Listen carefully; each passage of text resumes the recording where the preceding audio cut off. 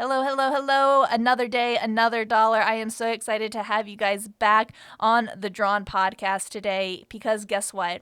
I have a very special guest, my dear friend Caitlyn Scaggs, who I can already guarantee she is going to be a regular on the show because she has been given the gift of words, of communication, of just being able to say things in a way that stirs your heart and stirs your soul. And so while I am very much blessed by our friendship, I know you guys are going to be blessed by what she has to offer. When we talk today about intentionality, it's something that she has really encouraged me to try and focus on a lot more. But intentionality is one of those things that we don't really intentionally think about very often, and yet it can often be the key to getting us to the place that we want to be. You know, we all are dealing with something, whether it's depression, anxiety, another mental health issue, right? Life can be really, really chaotic, but sometimes intentionality is going to be the things that helps us find the calm in the midst of the storm. Intentionality is really digging in deep into what we are doing and digging in deep to the why we are doing what we are doing and making sure that we are living a life that we want to live, that we are pursuing the life that we are dreaming of in the best way possible. So I'm really excited to talk about this topic with all of you guys and introduce you to my dear friend, Caitlyn Scaggs. Welcome to Drawn, the podcast that draws you in with stories of hope, healing, and even a little hustle while battling anxiety and depression. Think you have to wait until you've conquered your mental illness to start living a joyful, meaningful life? Think again.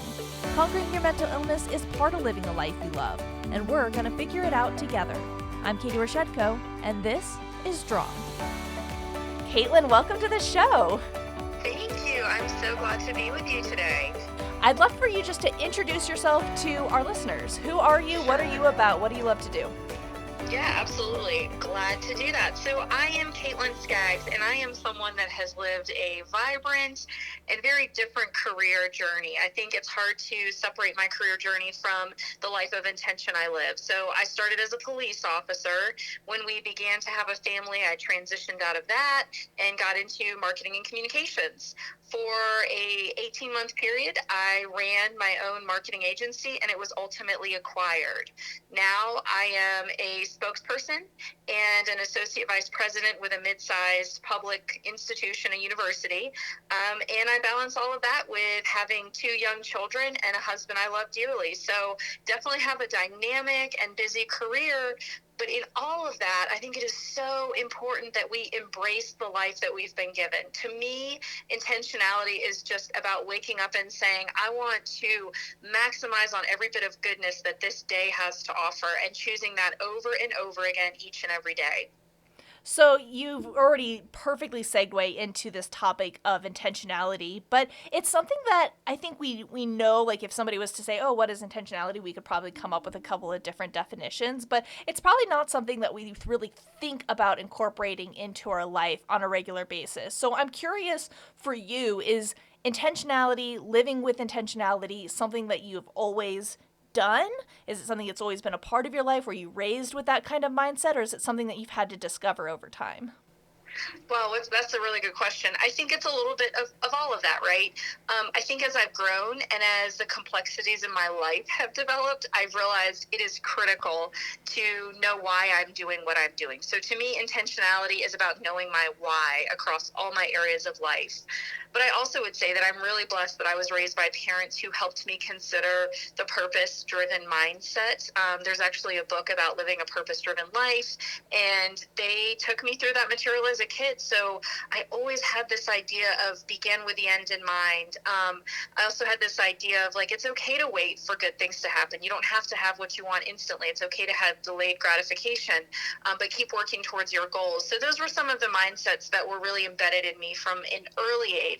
But again, now that life has gotten more complex, so now that I have kids and I have a really vibrant, busy career with a lot of responsibility, now that I'm not in my 20s and able to eat a whole pack of Oreos and I have to really think about health and how I'm fueling my body, I just have to be intentional if I want my life to look and feel the way that I want it to. So definitely something that is more applicable now in this season of life than maybe it was earlier when I was in college and I didn't have as many responsibilities. You know, you hit on something that I am super passionate about, and that is hustling and having all of the Hmm. things and doing all of the things, but with that balance and learning how to strike that balance. Now, something that we talk a lot on the Drawn podcast about is, of course, mental health. Depression Hmm. and anxiety, as you know, are rampant in our society. And with you working at a university and you working with students, I mean, I can just imagine what you see in their lives and how they are handling and dealing with so much anxiety and so much pressures in their lives. And then we also look at it in our own lives, and there are so many things coming at us from every single direction, whether it's work Hmm. and family and hobbies and passions and all of these things. So, how does intentionality really help with you in your balance of all of that, and in turn helping with your mental health, helping you combat depression and anxiety through intentionality? Yeah, wow, what a good question. I think that it's really important to live a life that is guided by the question, why? I talked about it a little while ago, but I'll just keep coming back to it is why are you doing what you're doing? I mean, that's one fundamental question. So if you're in school, if you're a college student in school and you are stressed because you're a double major and you are in all these organizations, and I would just say pull back and ask yourself, why am I doing all of this? Why is the double major necessary? Why am I involved in all these organizations? And sometimes as we peel the layers back, we realize we're not doing things because we feel called or driven or purpose associated with them. We feel this like external sense of pressure to perform that is self-inflicted. It's not real. It's this thing that we're putting there and assigning value to that really shouldn't have that control over our lives. So sometimes why can be clarifying. It can solidify the things you should be doing, and it can help you exclude the things that are not filling you up, that are taking from you instead of giving to you. So I really think that that's one reason that we should be asking the why-based question, because it helps really concentrate our time and efforts. I ask myself that a lot with anything outside of work or family. Work and family are my priorities right now in this season of life. My children are 7 and 8, so a lot of hands-on time to be spent with them, whether it's homework or just encouraging and raising them. Time with my husband to make sure that core relationship is strong, and then of course work. I show up and I have a job to do, and I love my career. Now, if it's anything outside of that, I mean, even this podcast, for example, there was a moment where I had to say, like, why would I do this podcast? Why would I spend time to sit? And maybe I didn't think about it in that literal of a term, but in my mind, I rolled through, well, I love Katie. I love what she's doing. I love she's pursuing her dream. I love sharing encouragement with others. And so it was a really easy box to check of, that's a yes, absolutely, sign me up. Because when I evaluated my why, this time spent with you is in alignment with it. I think you hit on something at the beginning really, really important, and that was peeling back layers. I think sometimes Mm-hmm. we ask ourselves why, and we think that the first answer we get is that the truth. But I think we need to dig deeper. Right. When we ask ourselves why we want to do something, we give ourselves an answer and we ask ourselves why again. Why is that the answer that we give? Or why is that still important to us? And we need to ask why until we get so deep into it that we know we've hit rock bottom, because we know that pang in our heart or in our Mm-hmm. mind that says, ooh, it's either uncomfortable because it's not a good enough reason why, even though we know that that's at the root of it, or we Yes. feel this sense of relief because we've gotten to the root of our why and suddenly everything becomes clear again. I think so. And I think a lot of, to get to your point about the anxiety and the depression associated with the current pace of life, the pandemic times we're living in, the divisive times we're living in, I just think a lot of it is because there's so much swirling, whether it's mentally swirling over all the things we should be doing, could be doing, or trying to make sense of this world we live in. And it's just so much. But when we start to unpack it and we're willing to ask those really thoughtful, deep questions, it helps, again, clarify. It helps us see things a little bit differently. And I would also say it's important to ask those questions in the context of another person who loves you. So these aren't conversations you just need to have between your own ears. I think these are questions that you can open up, and you can, a trusted friend, you can invite them in and say, look, I am so overwhelmed right now because of all these things I'm trying to do, all these plates that are spinning, and I need you to help me see it differently because I'm so overwhelmed by it, I can't see it clearly anymore. And I think that's a really powerful thing to own when our anxiety is so consuming that we realize that our view is not an accurate view. That's a really powerful place to be, because then you can invite others in to speak truth into your life. I do that with my husband regularly. The mornings with my kids getting out the door to work, it can feel like I live 1,000 years before I even make it to the office. And I was telling him that, and I came to him in a very honest, vulnerable state and said, I'm not managing our time well. I'm the one that has to lead us out the door. He's already at work when we leave. And I know it's on me. I am the adult and I'm not doing a good job. And I just had to basically say, I am dreading the mornings because it just feels like a complete drain. But obviously there has to be a better way, and I don't see it. I'm too involved. I'm too stuck in it to see it. And he was really able to just make a couple really now obvious suggestions, and all the angst I felt around the mornings totally different, because he helped me think of a more intentional way to structure our time, so that it's not just a big mess every morning of frustration and where's your shoes, where's your mask, why don't you have this. It's just so much more simplified and settled now, because he spoke into our mornings and our time together. Wow, I love conversations like this because where your mind went was a completely different way than where mine was going. Like my mind was going, okay, when you need to really sit down in intentionality, you need to cut out and focus on yourself, and you need to let go of all the external pressures that you feel. And you're Mm-hmm. saying, no, sometimes you got to let those external people into your decision making. And I was like, oh my gosh, she's right. And yet Yes. there you need to be able to have the wisdom and discernment to know when you need to do what, right? And so when we talk about Yeah. external pressures, obviously those external things can often be the thing that is triggering our depression and our anxiety. But you also said something very important in that you said that it was a trusted person in your life that you were Yes. letting in make the decisions for you. And that is where I think we need to come to that balance. Is like there are so many people in your life that have expectations for you, but you need to determine which one of them are the ones that you need to let into your inner circle. Yes, and which ones that are a trusted advisor. I think about the people who will not only tell me, good job, I'm so proud of you, you're doing great, but the ones that will say, hey, can I challenge you to think a little bit differently here? We need those people, and especially as we struggle with anxiety and depression, I think so often those two things come with a lot of lies we tell ourselves. So we need truth speakers. We need people who will say, hey, you're telling yourself a story that's not real. Even my husband, I felt a little bit like a failure that I couldn't figure out how to get a 7 and 8 year old out the door to school without everybody feeling frustrated and all in their emotions. And he was just a safe place to come and for me to say, I'm at a loss. I really just don't even know. And he never made me feel small for needing help. He never made me feel silly for not seeing it as simply as he saw it. And we were just really a great team in it. And that's one thing I love about him is he compliments me and fills in the gaps maybe in areas where I'm not quite as strong. So he is someone that I regularly lean into just for guidance on what do I need to say yes to, what do I need to say no to. He's also can be an accountability partner. So thinking about intentionality with scheduling and saying yes to things outside of work or family, I will often run it by him, not because I need his permission, but because I value his wisdom. And he will say things like, well, that doesn't sound like something you're really going to enjoy when the day comes around. Or I just don't know, that might make our day a little too hectic. Do you really want to do that? And his challenges are good because they make me pause and again, invite intention into the conversation.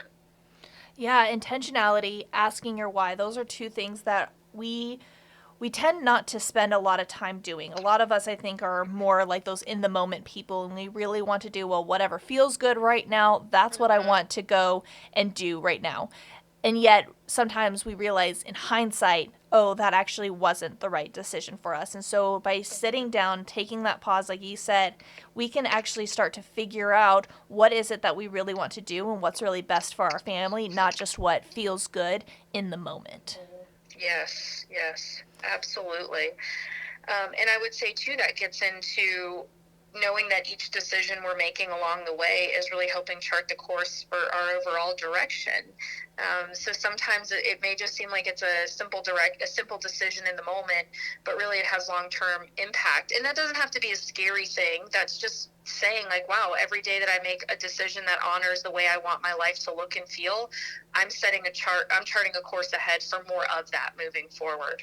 One of the things that I love to talk about also is this idea of living with purpose, and you said it at the beginning, and it's funny that you said that because purpose was actually the word that I chose for my word this year, because I felt like Ooh, for this last fun. week, I know, right? Oh, I'm Yeah. so excited.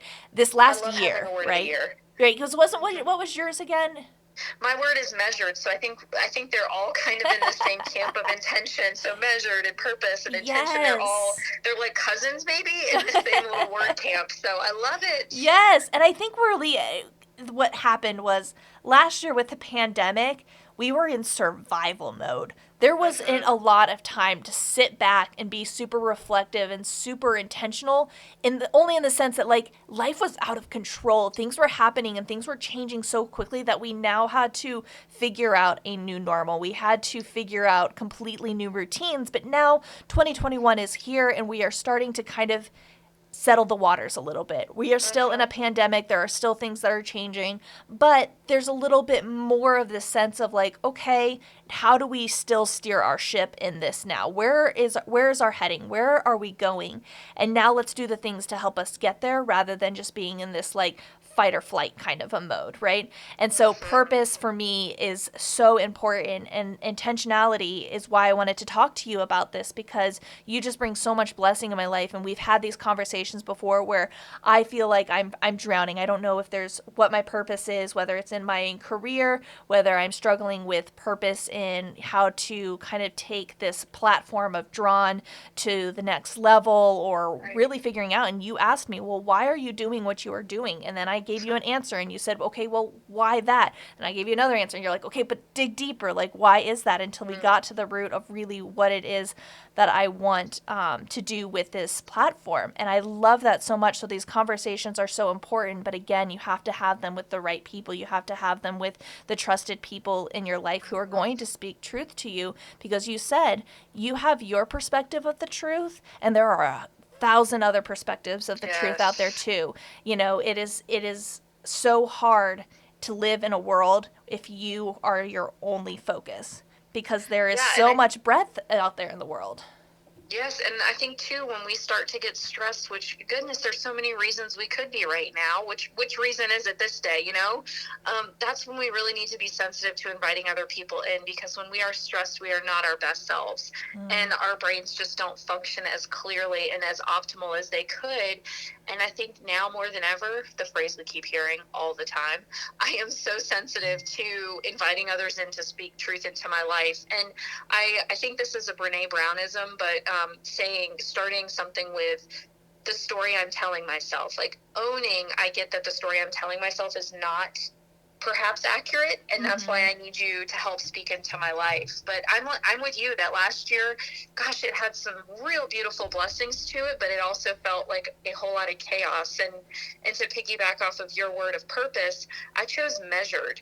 And for me, measured is intentionality, but paired with this rhythmic pace. So when I think of measured, I think of this like kind of melodic hum to my days, as opposed to just cramming things in and saying, oh, well, I'm intentionally doing this task, but I'm going to do it when I can do it. It seems more of a word that's encouraging me to pace myself, in addition to be purposeful with the decisions I'm making. And I'll say so far, it's really holding me accountable. There's been some moments where things already started to feel chaotic again. And I took a deep breath and thought, ooh, this is a moment to check yourself. Are you being measured? And then I took steps to correct the course. Yeah, because like you said, we are not our best selves when we are stressed. And so living with intention is really to help combat those stressful moments. We need to set our intentions Mm-hmm. now when we are feeling good, when we are feeling confident, and let those intentions become our habits, and our habits become our routines, that when life feels like we're out of control, we have something to fall back on. Yes. Well, I can tell you one of my workplace hacks for intention if you'd like. Mm-hmm. Um, Sure, please, by don't all means. don't tell my coworkers because they'll know my scheduling secret.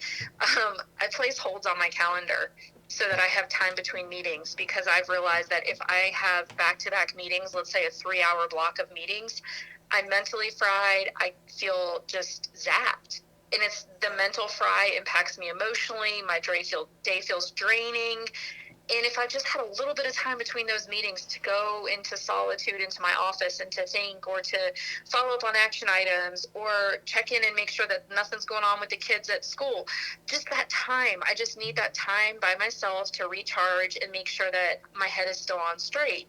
So when I start to see a week filling up, like next week is nuts with meetings. So I've already gone through and put holds on my schedule for 30 to 45 minutes that right now no one can book it up without coming and talking to me first. And if I really need to use that time for another meeting or another conversation, I will ask myself, why am I saying yes? Is this a truly time sensitive, important conversation that needs to happen? And if yes, is it more important than something else? Can I move things around on my schedule?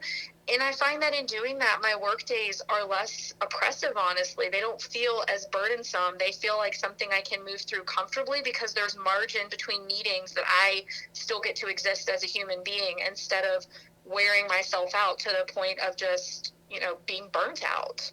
Right, because intentions can be a really good idea, but you can't think that intentions means total control. Life still happens. There are things that are going to throw you off despite all of your best intentions. And so, in a way, it's almost like you're planning for that with the options of Yes. either I'm going to have just like this open free time, or I'm going to have flexibility to rearrange my schedule in a way that allows for the things that I couldn't have predicted or the things that weren't planned to still happen without throwing off the entire system. Absolutely. And I know I'm not the only one in a career, speaking to Katie, that you have the best of intentions and plans, and then life throws something at you. While I don't work directly in news as a spokesperson, that's a regular Yes. occurrence. And if I overbook myself, I am leaving no margin for a true crisis or a true emergency need of my time and energy. And I just don't want to be in that space. I really do not want to. I want to have a measured life. I want to have a rhythmic life. And I recognize that I am not fully in control, but I do know that with the decisions about my time and energy that I can control, I'm going to make decisions that support my well being in a sustainable, long term kind of way. So that's really how I look at it, is that intention helps me be sustainably well as opposed to only well one day or for an hour. It's big picture wellness when I am intentional. Yes, big picture wellness. And it's really taking a step back, like you said, seeing the whole puzzle, not just looking at these individual little pieces sometimes, but it's saying, okay, this is the big goal and this is the big picture for the day or for the week. But you know what? We need to make sure that there is room to focus on something else or to change something that we may not have been able to anticipate. And again, I think that's why it's so important to let people into your life, to let them into your intention setting mindset, especially when it comes to your family, is really figuring out, okay, these are my intentions, but where do they align with your intentions? Because especially between spouses, I mean, you can wake up in the same bed and have two completely different days ahead of you. So you have to That's be able true. to come together and figure out where can you align your intentions. And so I'd love to just ask you real fast. I mean, how do you work with intentionality within your family? You're juggling a spouse, you've got two kids. Each person has their own ideas and visions for what their day is going to look like. But do you guys have kind of a routine or something to how do you communicate what your guys' intentions are to make the best life for you guys? Yeah, there's a number of ways that we do it. I'll start with a kid example. This year, when I picked a word for the year, I invited my 8-year-old to do it with me. And I let her be part of the process. And we talked through why I felt it was important to consider a word. What does that word mean to us? It guides us. It helps us think through and set the tone for what that year can look like. So for me, it's really important to teach my children a mindset where it's purpose driven and looking big picture, and how the individual decisions feed into the overall landscape of their lives. And then, with my husband, I'm so fortunate that I have a true partner in him. He is someone who we do daily life together so well. He helps me, with the kids. We're equals as parents. He's equally involved in their schoolwork. And I just think that partnership is so critical for me, especially having a very dynamic and demanding career. We're great to communicate when work was just draining and tiring. Usually it's a heads up before we even leave the office, that way the other person knows that they need to really step up and fill in the gaps. We also are just really good about sharing about our days. I think that it sounds so simple and obvious, but he and I both kind of know the things at work that are triggers that are going to set us off and make it really hard to come home from work in a really good place. And that means when we hear it's happened, we can be even better listeners to help us get through it together. Some of it is also just coming up with plans about what we will say yes to and what we'll say no to. Pre-pandemic, we would only let the kids be in one extracurricular at a time, because we do not want to be carting kids around from sports to lessons to whatever else during the work week. That works well for some families, doesn't work for us. We like quiet time at home. I'm a homebody. I know it's hard to believe because I can be very outgoing, but when I am not working, I love being home with my family. I love just being casual and comfortable. So it's just that we've really talked through that's how we want it to go. We do not want to feel like our life went by in the blink of an eye because we were so busy that we didn't have time for quiet, simple moments. And that's something that we've talked about together. It just goes by so fast. How do I have a 7 and an 8-year-old already? I really don't know. But all the more reason to make sure that I'm savoring my time with them. Very important to my husband and I both. Wow, I love that. Thank you so much for sharing. Now, something that you and I have kind of talked about as we were getting ready to have this conversation is we were looking at intentionality and trying to figure out kind of breaking it down and looking at different assets or facets of our life and how we can be intentional in those different things. I'm a big proponent of when you see the puzzle spread out in front of you and you've got 1,000 pieces, what do we tend to do? It can be really overwhelming when you're just trying to put one piece and connect it to another piece to connect it to another piece. But if you break that puzzle down and you're like, okay, well, this section is all of the blue flowers and over here is the sky, and you kind of start dividing up, all of a sudden your puzzle can become much more manageable. And so by breaking it down, it really helps you to figure out on what you need to do in each area. So one of the things that you and I had come up with, we said the 3 Ps, basically: intentional productivity, kind of looking at that work-life balance; the intentional pause, like you talked about, that rest and self-care; and then intentional play, which I know you are a big proponent of play, and so I'm so excited to talk to you about that. But let's just start with the first P, intentional productivity. And we've kind of been talking about it. You've shared with us some very awesome life hacks about this, but we all know that life is made up of so many different facets: work, family, friends, passion, chores. And really, I think life is more like this mess of spaghetti than the neat little squares of a waffle. Despite the fact that we try so hard to compartmentalize, it really can be a mess. So how do you start to navigate that mess and start to figure out where pieces need to be kind of separated and how you can work on building that puzzle together? Yeah, well, I promise this was not planned, but I've got 2 more P's for you to help with that. So yes. I think one is present and one is priority. So I would love say, it. We were like Baptist girls or something like that with all of our alliteration.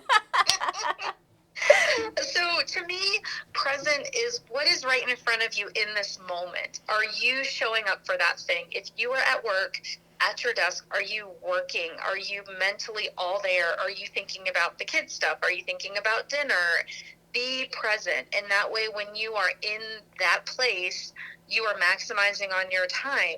You're getting done your tasks in a consolidated, thoughtful way, and you're not fragmenting yourself mentally. Similarly, when you are home with your kids, be home with your kids. Unless a true work emergency is in front of you, put your phone down, quit checking your email. It will be there in the morning. Work will always be there. That is one thing that I remind myself. It will be there the next day, promise you. You'll show up, there'll be plenty to do.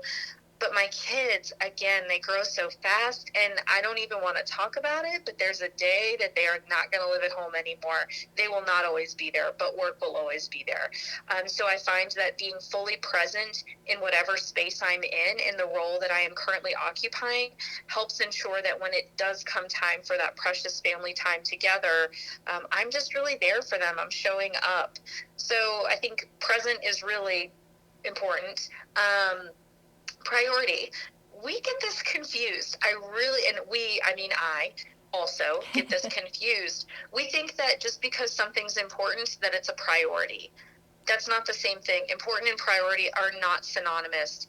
Priority is truly the most pressing thing in front of you at that given moment. This especially is relevant in a work context. I manage 3 different teams with complementary but unique functions, in addition to being the spokesperson. That's a lot.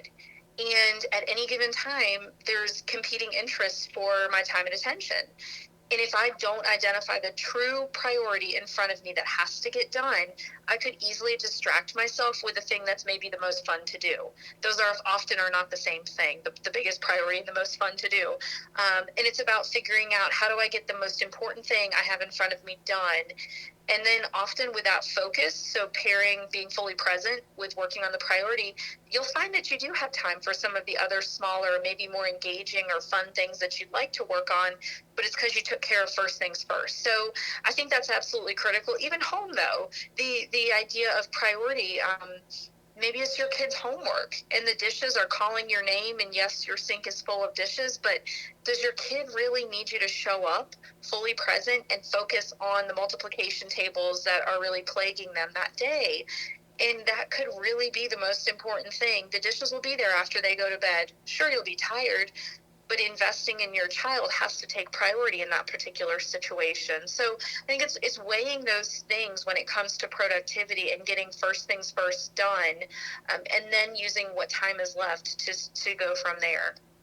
I know this is not everyone's favorite thing in the world, but deadlines, I think, are a Mm-hmm. big part of figuring out what your priorities are. And now, here's something that I really struggle with, and you're probably going to laugh at me. Okay. There is the deadline, let's say for work, right? There is the deadline that the boss has set. I have a Mm-hmm. tendency to set my own deadline maybe a couple hours, maybe 3 to 4 days, maybe up to a week before the actual deadline. And I hold myself to that deadline so fast that I get exhausted because I'm Mm. trying to make something happen in a time frame that may not actually work. And so while sometimes it's really helpful, like for example, my bills on my calendar, I have the due date, I also have them written down on the day before they're actually due, because I know that life sometimes happens and I don't want to have this freak out moment when I've put that the bill is due on this day and think, "Oh my gosh, it's due," and I forgot it. It's like, "Oh wait, I gave myself that leeway. I gave myself that grace." You know, a lot of the times my husband and I, we pay all of our bills the day we get paid rather than the day that they're due, just so that they're done. But we give ourselves that leeway to be like, okay, sometimes we are going to forget these things. So if we know what the absolute deadline is for that, we can then set an intentional deadline, or the ideal deadline of which we'd like to get something done, right? But giving ourselves that grace to live in that wiggle room area. When it comes to deadlines at work, I love having the deadline, and then I love having my own deadline, because that gives me a goal, it gives me something to focus on and accomplish, but it also lets there be room for life. And rather than stacking up my schedule so tight that if one thing falls, the whole thing goes to shambles, I've now planned for that time to be given and ebbed and flow, and let life happen and let mistakes be made and let things have time to be corrected without hopefully ruining or missing the deadline completely. Does that make sense? Oh, it does. And I really think that there's an even bigger and more beautiful point to all this, and it's the idea of giving ourselves grace. Mm. Because I loved what you shared. I think it's such a smart way to approach a deadline-driven industry, of give yourself a fail-safe, give yourself a cushion. So, like for you, if your interview subject bombs and you can't use them, or there's an equipment issue, you have some wiggle room. You have time to figure out what's the next plan. What are we going to do? How are we going to correct course? I think that's great. But then I also think saying like, and if I can't do that, and if today is a day where there's just not the possibility of extra time, I am just going to rest easy that I am skilled at what I do. I am prepared. I'm great at my job. And yes, I like wiggle room, but today doesn't have that wiggle room. And I even think for me, in my example, my hypothetical about, the dishes or the multiplication table, there may come a day that I say, I know the thing that should be the priority is helping my kid with her homework. But in this moment, I recognize that if I cannot make this kitchen sink look a little more together, I'm going to be struggling to be present with her. And that's okay. I just need a minute to do the dishes, and then I'll be able to pivot back. So I think it's with intention. I think it's great to set it, to be guided by it, and then recognize we're also human, and we need to extend the grace to ourselves that we so often are willing to extend to others. But something about turning that grace inward just doesn't always seem to be as easy.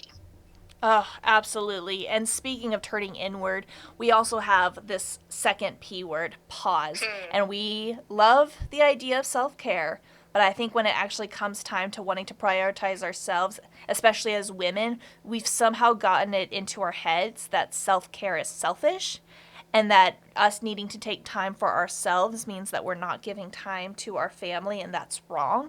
And so I'd love just to hear your thought about how do we intentionally pause our lives to give ourselves that time of rest and self-care that we need. Absolutely. Well, this is coming from someone that is not always inclined to hit the pause button. It's something I'm working on, and something I think I've grown a lot in. And part of it is the realization that when I'm burnt out, I serve no one well. Not myself, not my family.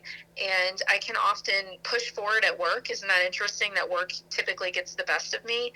But it's not sustainable. It goes back to that idea of sustainable wellness.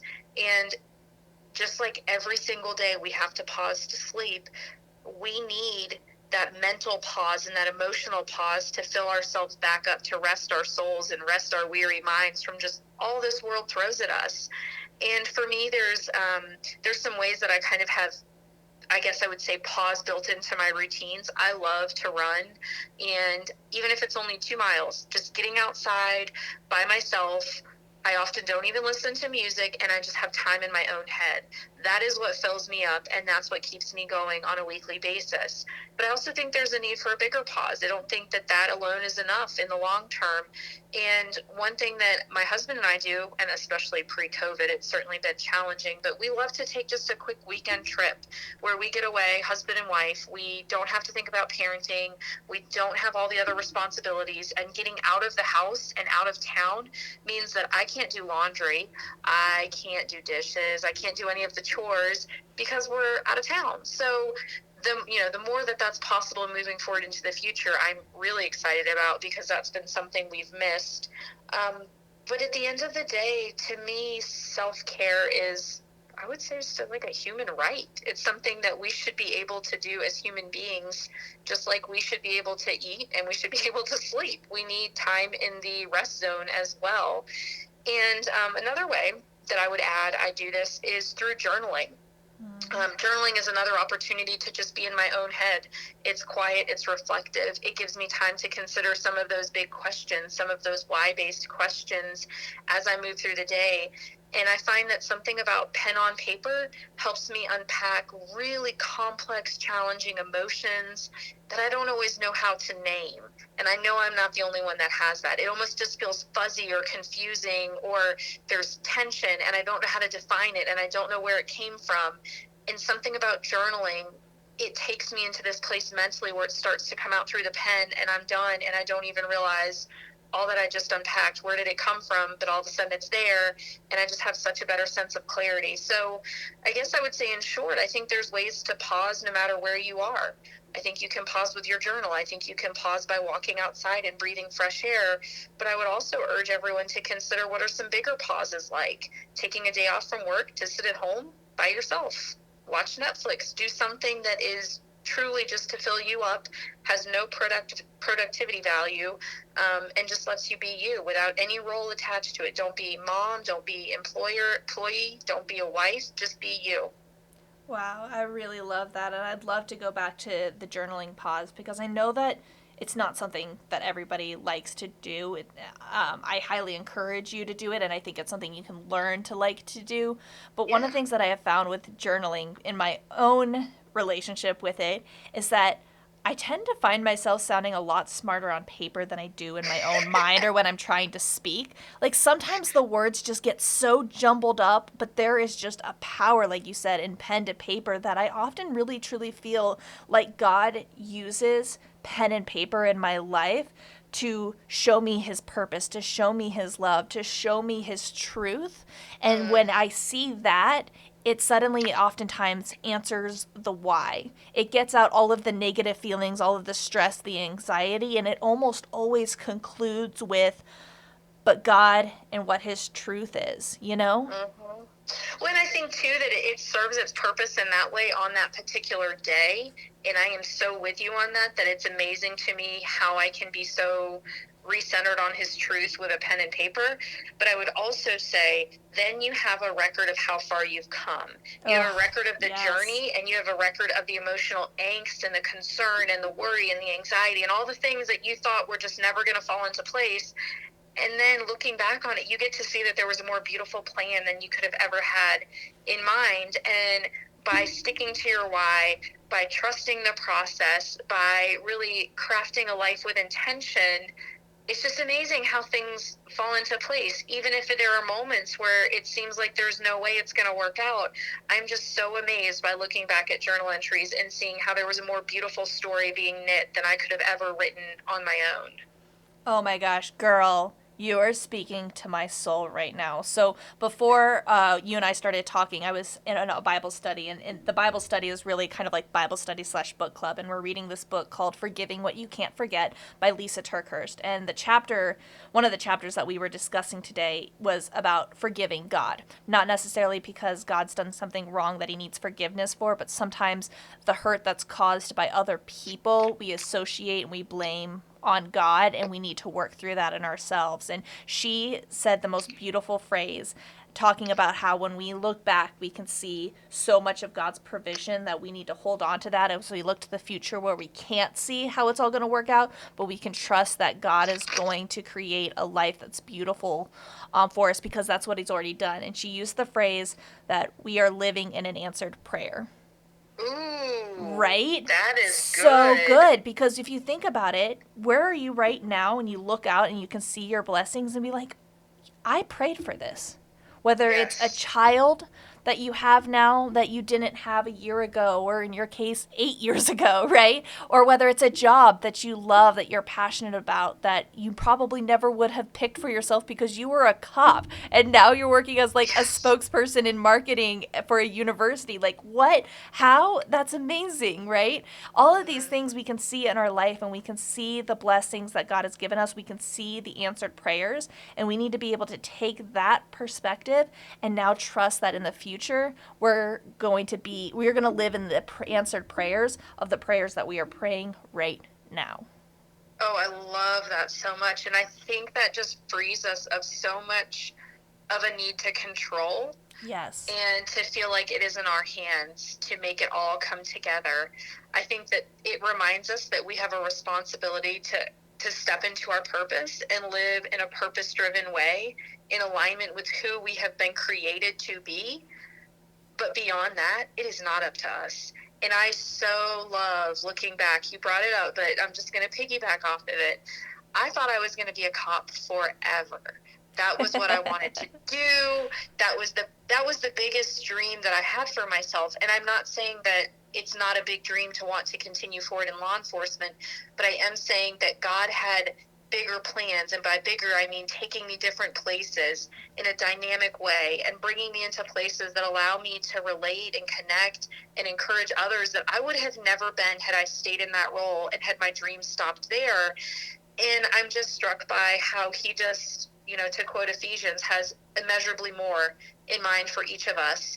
And when we think of it that way, intention matters and purpose matters, but maybe the details don't matter as much. And maybe the need to control it all doesn't matter as much because we can so rest easy and his provision, and that he invites us in, and we just got to show up and be who he made us to be.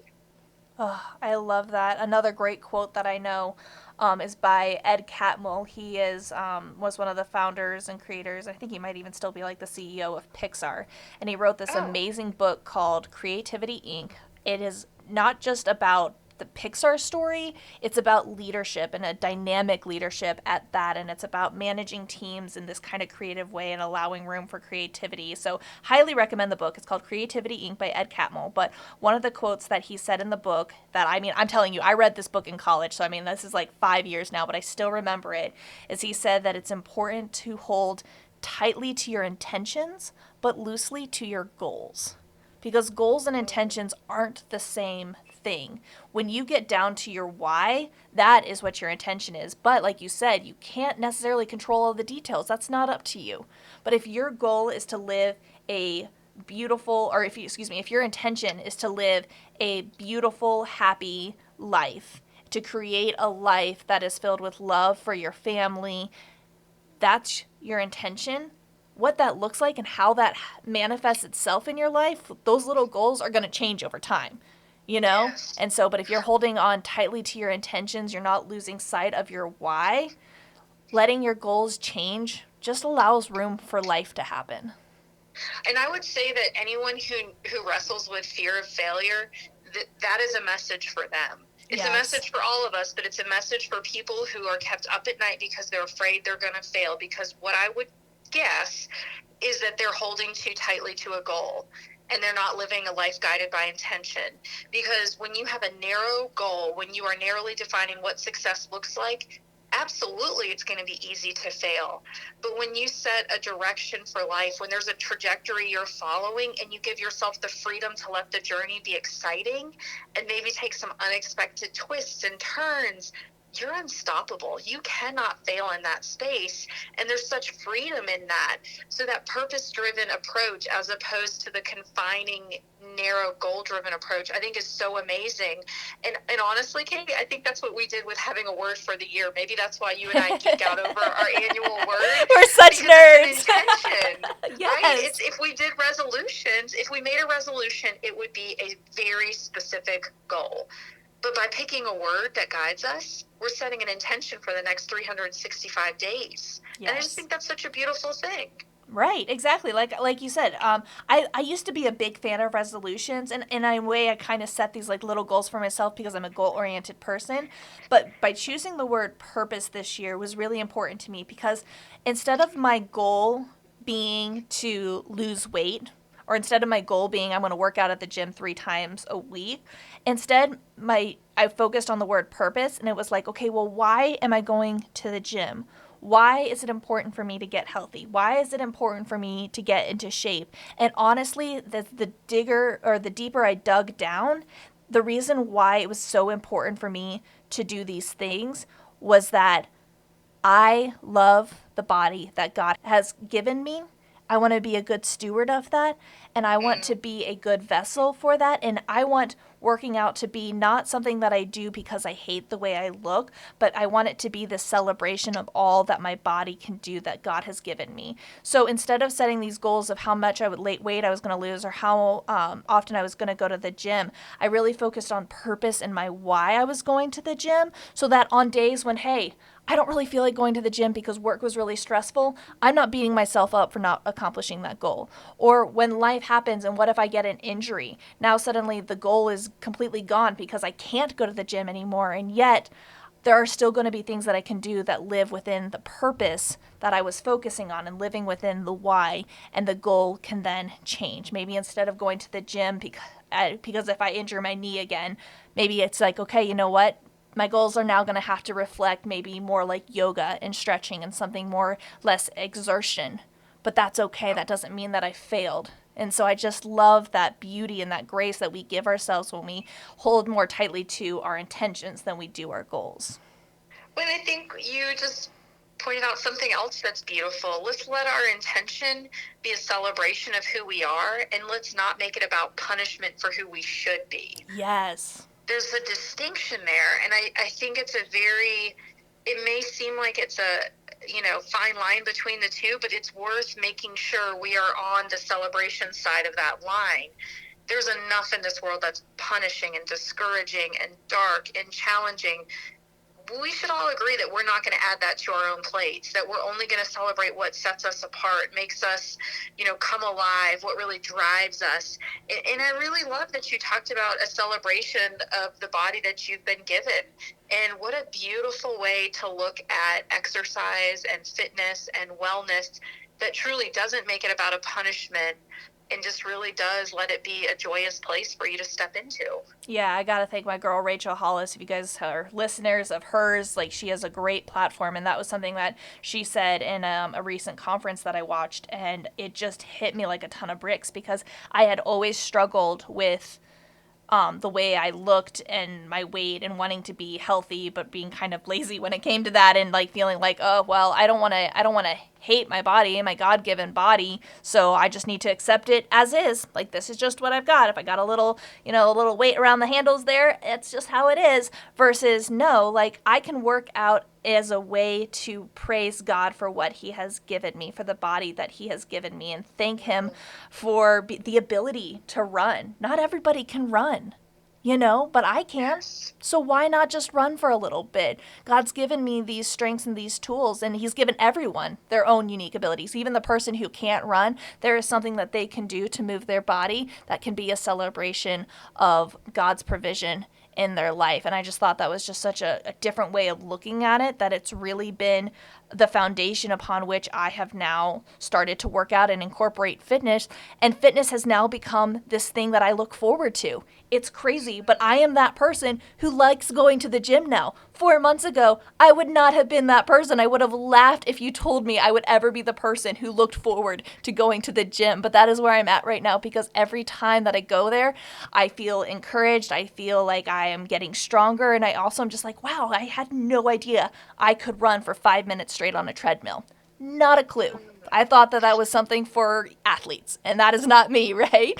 And so I just think that it was just such a cool way of putting it. So I know, sorry, fitness is a whole nother topic that we could definitely spend hours talking about, but it's true.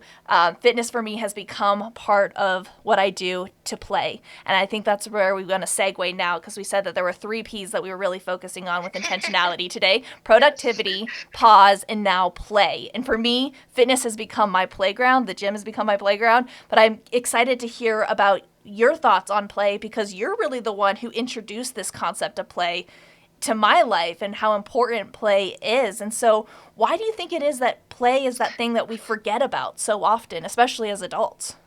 Oh my goodness, I think life just ends up so serious all the time. But I like to say to my husband and my kids, life's too serious to be serious. There's so much joy to be had out there, and I am going to scoop up every little bit of it that I can. I have this running joke with my kids where I'll look really serious all of a sudden. I'll lock eyes with them, and I'll beckon them in for a whisper, and I'll whisper to them that I'm just a big kid trapped inside an adult's body. And they just crack up. And so it's this running joke of, I am just a big kid. I'm just trapped in this adult's body, guys. And for me, I will admit I am spoiled, and that I have 2 wonderful kids who have a zest for life, and they invite me in. So I have dance parties in our kitchen all the time. We have running imaginative stories. One of my kids pretends to be a wolf, the other pretends to be a fox, and so I'll ask them, completely serious, did you go to Wolf World last night after I tucked you in? Well, yeah. I'm just concerned you're going to be way too tired at school. I have told you you cannot sneak out and be a wolf in the middle of the night. And they just crack up, and I get to go there with them, and I get to pretend. And so I know that for someone who's not in a parenting season of life, or maybe has older children, that's a non-starter. But I would just say that for me, play can be a posture of our hearts. It can be a lightheartedness. It can be as simple as sending funny, lighthearted memes back and forth with a friend, just to chuckle, just to interject a moment in your day that doesn't feel so serious and so heavy. There's a lot of other ways as adults that we can play.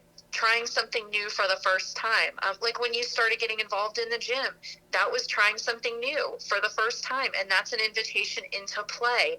Because when you think about a child playing, so often they're learning in the process. So there really actually is a productivity component to it. They just don't realize it. And I think the same can be true for us. Trying something new may help us learn a new hobby or a new task, but there's an enjoyment component that can't be overlooked. So I think that that's a way to play as well. I would also say that really basic things, building a puzzle, just sitting around and building a puzzle, or playing a card game with friends. My family loves to play this game, Five Crowns. It's a card game, and it takes a while to play, but we just talk some lighthearted smack. We joke, we bring out snacks, we visit, and there's something about when we step into that place and we play Five Crowns. It's our game. It's now the family game, and there's just something about it that it lightens us up, and it isn't productive. There's no desired outcome from playing that game other than fun. It's really not a pause, because it actually gets more rowdy once we step into that place with the game. So, and I often will DJ. I will play songs from my phone, and so I'll be dancing and grooving while we're playing cards, and we all just get really silly, and it's the best. It is such a soul refresh to just not care how you look or what you sound like or who's watching, but to just let go and just be in a silly, joyful place. So for me, play is super important. I would say if it's hard to make time for play, find things that are play-like that can get you through the day. So one of those tricks for me is playing songs that I love when my day starts to get the best of me. I can certainly take 3 minutes out of my day to play a song that either gets me pumped up or mellows me down or reminds me of the dance party with my kids. But I do find that music can reset me and give me that kind of soul refresh that play really provides. So it's something I do in the day-to-day or even in the middle of the workday as needed. Oh, I love that. I'm not going to lie. I have a really cheesy song that is my play song, Walking on Sunshine. I don't know what it is about that's that a good song. one. It's cheesy. I know it's a little overplayed and probably people are rolling their eyes at me.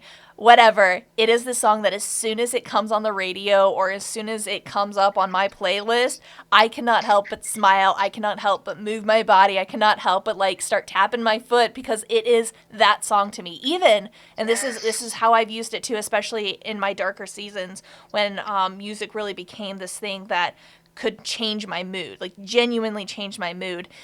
I would play that song after 5 minutes of wallowing. I would set a timer when I was feeling really depressed and I was feeling really upset or whatever it was. I was stuck in my own pit of anxiety and despair and depression. And I would give myself, again, a deadline. I would say, okay, for the 5 minutes, I'm just going to sit in this emotion right now. But I am not going to stay here. I am not going to let the devil win and keep me in this place. And the best way, the fastest way that I know how to get here is by playing a song that's going to get me moving and grooving. And that was my song. That was the song that automatically played. I have, the app set on my phone so that, in 5 minutes, that was the timer basically. And as soon as that song started going, even if I didn't really feel like I wanted to get up out of bed, I still did. And I started to move and I started to smile and started to just feel like, you know what, I can do this. And it was amazing. Music really can have the power to change our moods, change our perspective, and give us a reprieve from whatever feelings that we're feeling. Oh, I agree. And I think, again, going back to the topic, intention, I love how intentional you were about recognizing I need to feel what I'm feeling, but I also need to find a way to bring myself back. And it's just, that's a really great technique, one that I'm going to remember. And I love, too, that music has that ability to bring us back to ourselves. Maybe when words just aren't enough or when we're feeling completely drained, we can use it as almost a way for our soul to have a little bit of a play break in the middle of an otherwise challenging time.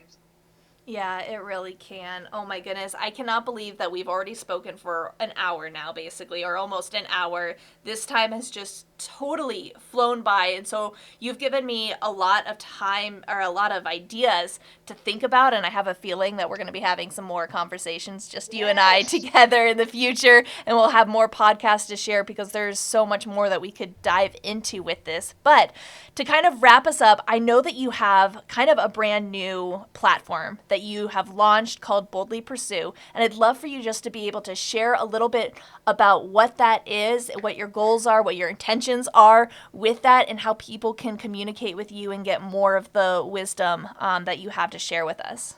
Yeah, well, for me, Boldly Pursue is a platform where I want women to come and feel encouraged. I want it to be a place where they feel like they're being filled and they're maybe being challenged to embrace a joyful life.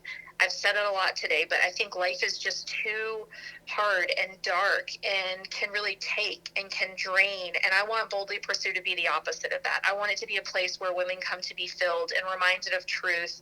I want their value affirmed. I want it to be a place that they finish reading an article or visiting and they just put a smile on their face because they feel seen and heard. And also that they're not alone. I think so many of the struggles that we face as women are shared struggles, but we don't talk about them enough. And we don't own the challenges that we face, and we don't open up about a different way of looking at life or the thing that is so oppressive in the moment. And my goal with Boldly Pursue is just to be honest and vulnerable about how I walk through life and the life that I live and the intention that I set in hopes that others will be encouraged. Certainly not because I have all the answers, but it's because I'm willing to explore it along the way and seek those answers in a really open and honest place. So, you can expect reflections, you can expect thoughts as a mother, as a working professional, as a woman of faith. That's really what binds Boldly Pursue together. So it's boldlypursue.com. There's also an Instagram account and a Facebook group that's also entitled Boldly Pursue. You can also find me on Instagram. I love making new friends and seeing what others are up to. So that's a great place to connect also. Caitlyn, wow. Thank you so much for being a part of the Drawn podcast. Oh, well, thank you for having me and inviting me into your dream. I think that it's so exciting and inspiring to see what you're doing and to be invited into this space with you, to watch it unfold in real time is just such an honor. So thank you, Katie. Thank you for listening to the Drawn podcast, empowering women battling anxiety, depression, and other mental illnesses, where I believe we've been drawn together to create a life we love. You can find more amazing content at my website, KatieRochetteCo.com, or follow me on Instagram at The Drawn Collection.